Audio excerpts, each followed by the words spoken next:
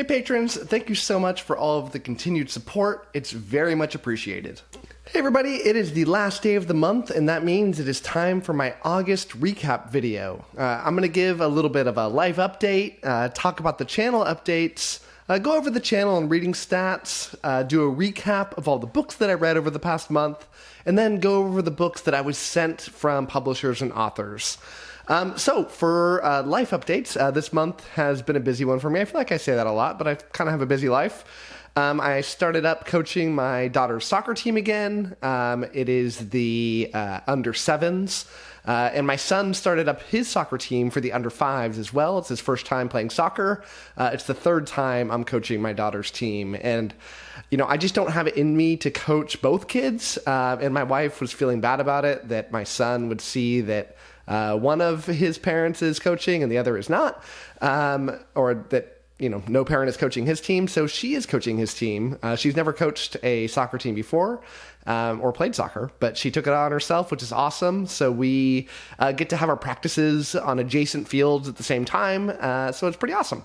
Both my kids started school. My daughter's going into 2nd grade and my son's in kindergarten. We're a few weeks in now, and that's going good. And I feel like I'm doing homework every night now because they are not at the age where they can do it themselves yet. So yeah, a lot more work for me on a nightly basis. The Discord channel continues to totally explode. It's grown by another 200 or so people.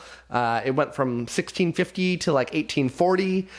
You should join. It's like the place to be, so you can talk about adult fantasy books. It's the fastest growing, best fantasy Discord around. So click the link down below in the description or up top right there. I think it's right there, maybe right there. I don't know.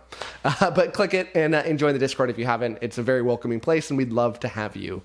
Over the past month, we finished up doing 2 buddy reads. If you're not familiar with that term, it's like an online book club. One of the buddy reads is for The 3-Body Problem by 𝐒𝐿 Liu, and the other was Gunmetal Gods by 𝐒𝐿 𝐬𝐿. It was a ton of fun. We read at a decent pace, like 40, 50 pages a day. And then we have daily discussions on the chapters that we're supposed to talk about that day. And so, yeah, it's awesome.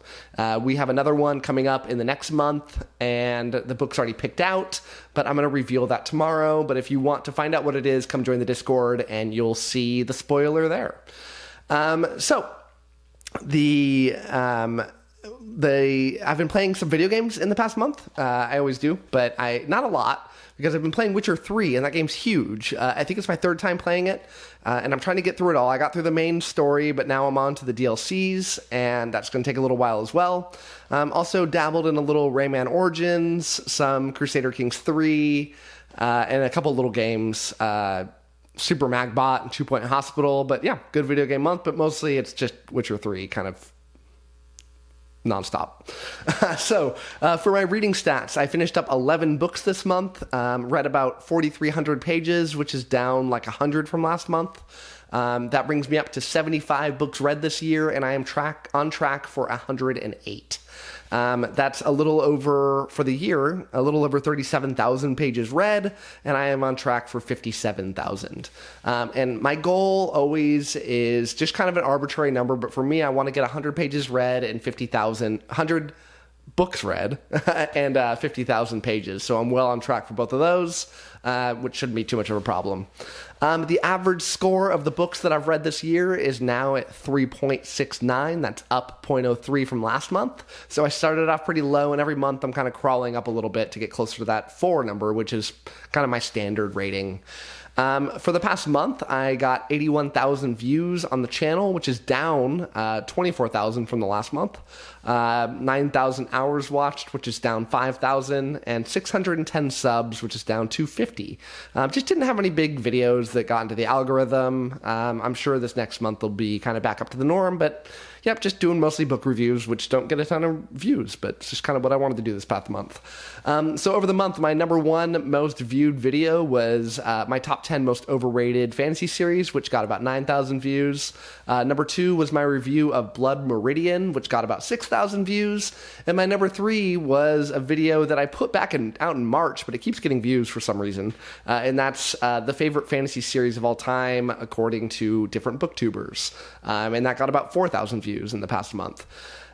So let's talk about the books that I read. The first book was Empire in Black and Gold. This is book 1 of the Shadows of the Apt series by Adrian Tchaikovsky. I did not do a prediction because I was almost done with the book when I did my TBR video last month, but I ended up scoring it a 4.5 out of 5. This was a wonderful book. It's turning into that kind of epic fantasy story that I don't get enough of nowadays. It feels like I've gotten through all the big one. Read. Tchaikovsky's a great writer. I love the premise of the story. I love the characters. And most of all, I love the world building. I thought the world building is just magnificent. You know, it's got this sprawling world with all these different classes of people. There's like human people out there, but mostly it's they're all humanoids of like different animals. You know, you have like, you know, the ant people, you have like the bees, and they're like hybrid between humans and these different creatures. So they have these different powers that are associated with them, all these kind of preconceived notions about the others and these biases. They kind of live in their own nations, but there's this bigger threat going on. And it's starting to reveal itself as the story goes along. My problems with it are kind of the problems I had when I was reading the, what's the series that I just read by Ryan Cahill? Man, how am I forgetting? Of Darkness and Light was the second book. Come on, Matt, get it together. Whatever. And my problem with that one is the same as this one, is the first one just didn't become epic enough. It was following the same group of characters, and it was really narrow scope. I'm told that expands as we go along, just like that series that for some reason I cannot remember, even though I love it. And so if the same thing happens, I'm going to love the second one. And the end of the story was fantastic. So I'm really looking forward to reading on in that series. Next up was Carl's Doomsday Scenario. This is book 2 of Dungeon Crawler Carl by Matt Dinneman.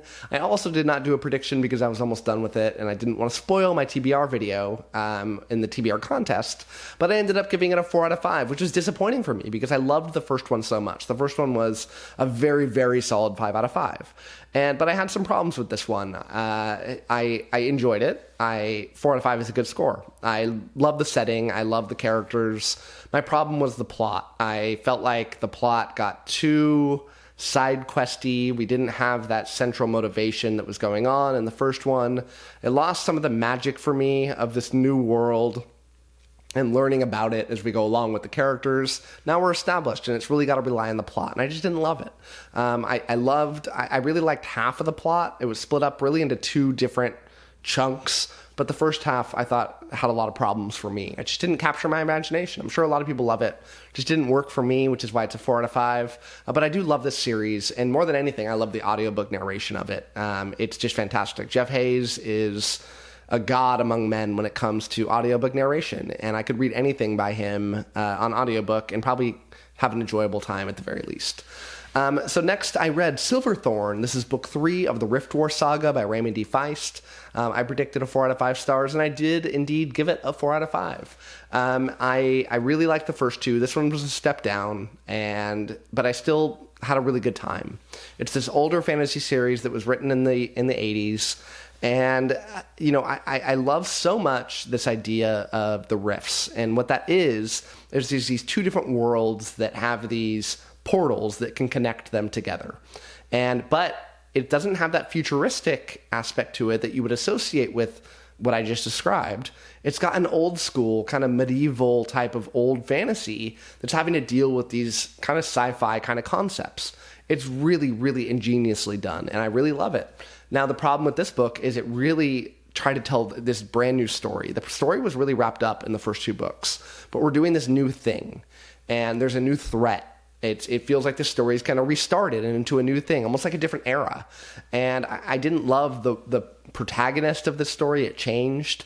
But as soon as we got to the older characters and we got back to the plot and really getting back to the riffs thing, I loved it. But I was worried I was going to have to give it like a 3 out of 5 or lower until that fantastic, you know, last third of the book popped through and I was able to get a lot of enjoyment out of it again. And makes me really looking forward to reading the last in this 4-book series. And then I'll move on to the others in Rift War.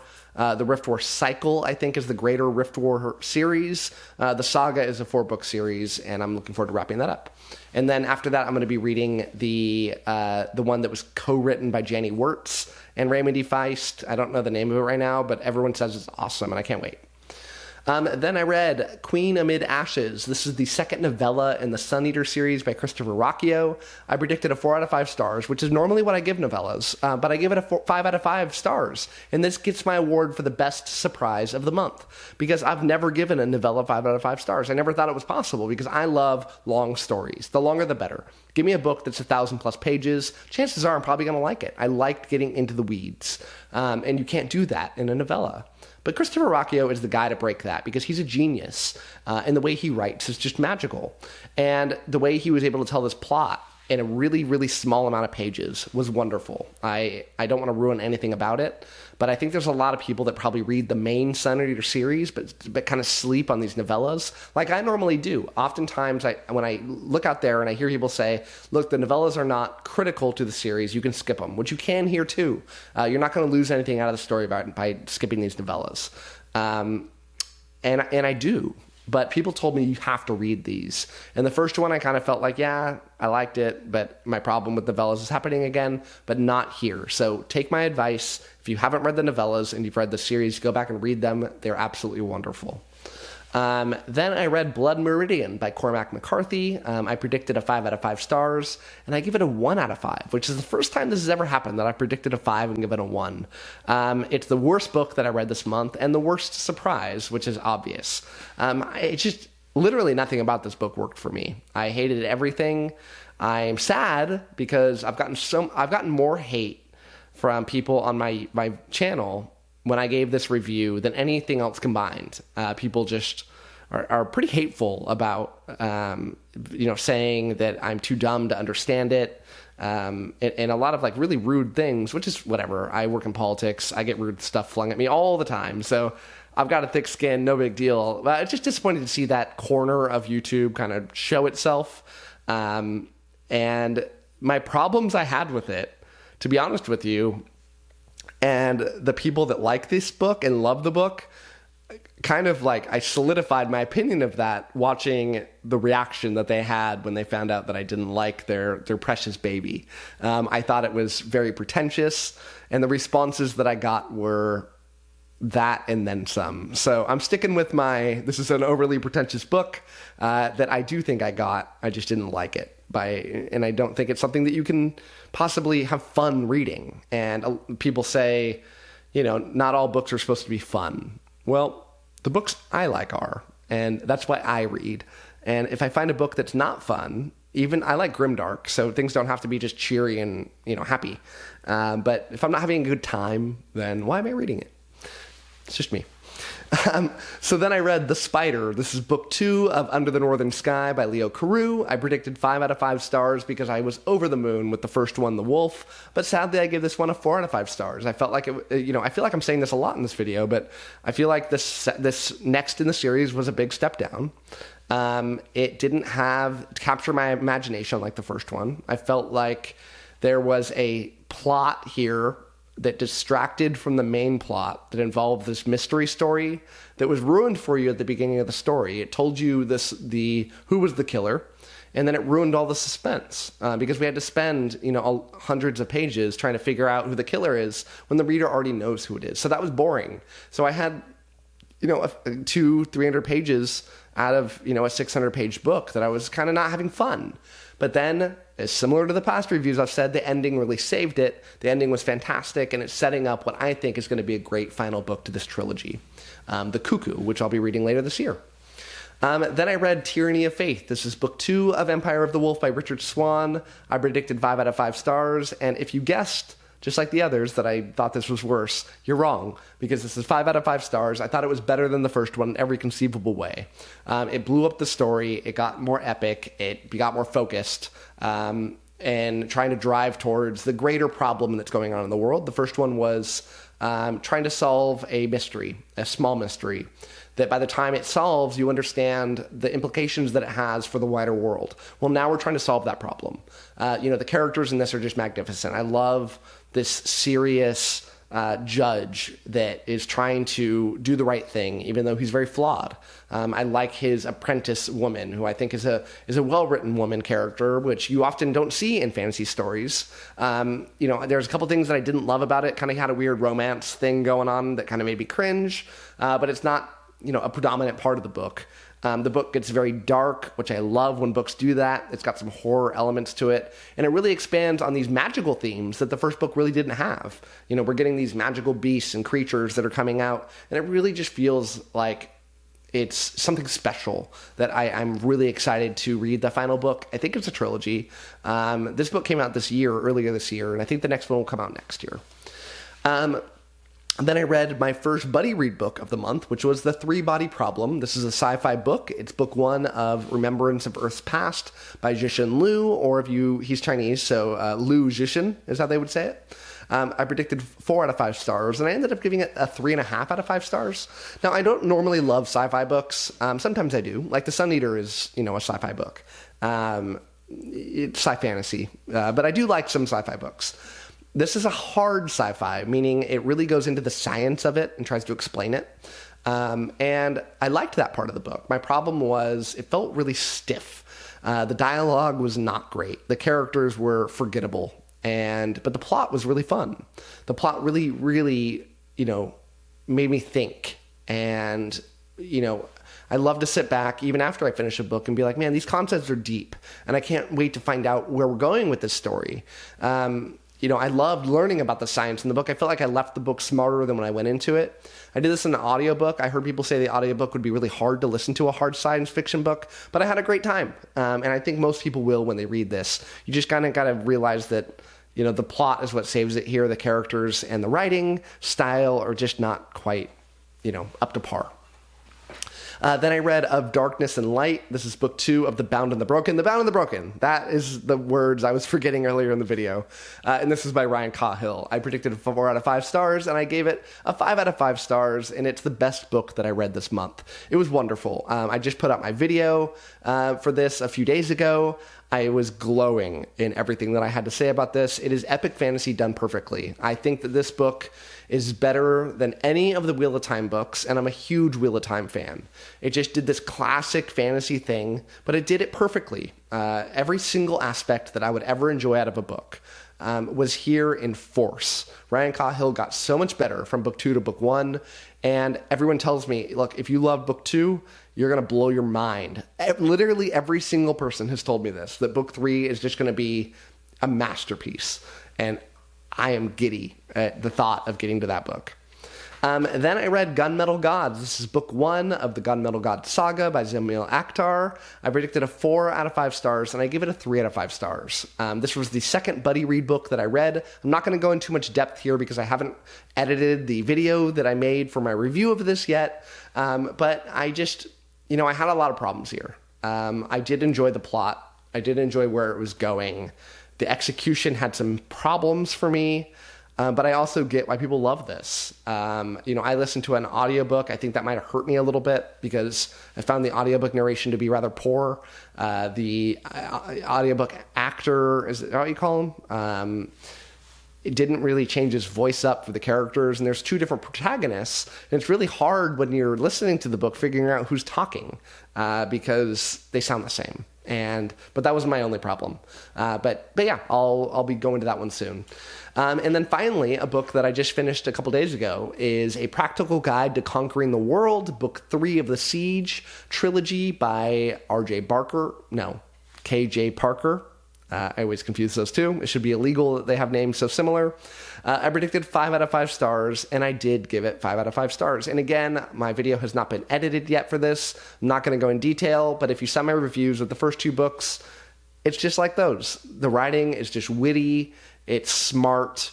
It makes me smile. And when an author can do that, they can write about pretty much anything, and I'm going to have a good time.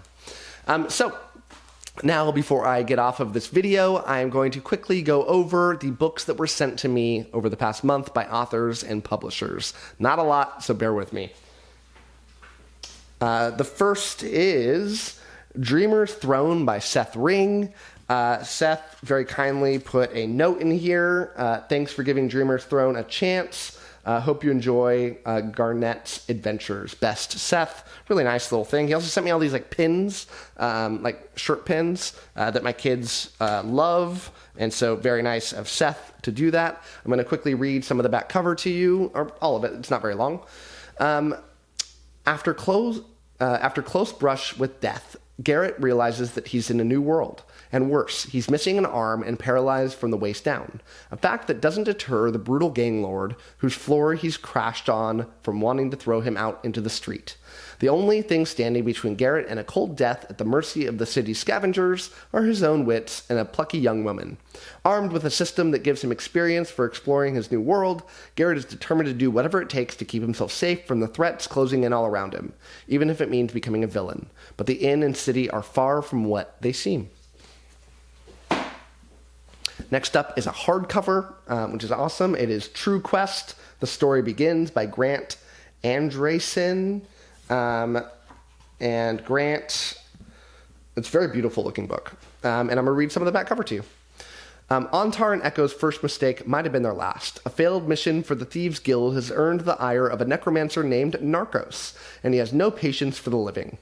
Looking to make it up to the guild and hoping for their protection, the pair seek out a renowned mystical sword as reparation. Unfortunately, Narcos also searches for the blade, for it is the key to releasing a demon who knows the location of an even greater artifact, one that will shape the very destiny of the realm itself. But the demon has his own plans. Now, Antar and Echo are trapped between the dead and a demon, and they're running out of time. Fail again, and the world pays an unspeakable price: total annihilation.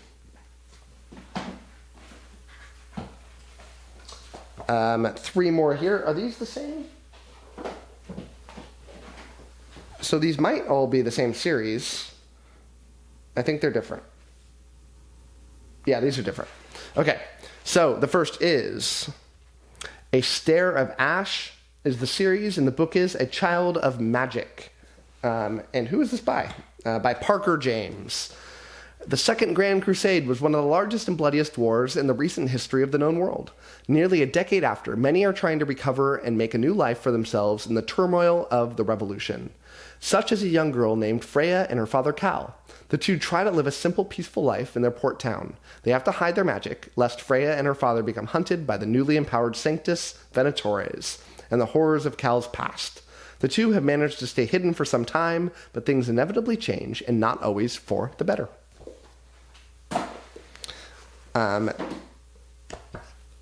Then I got Team Zero, Shell Game. This is by Craig Gallant.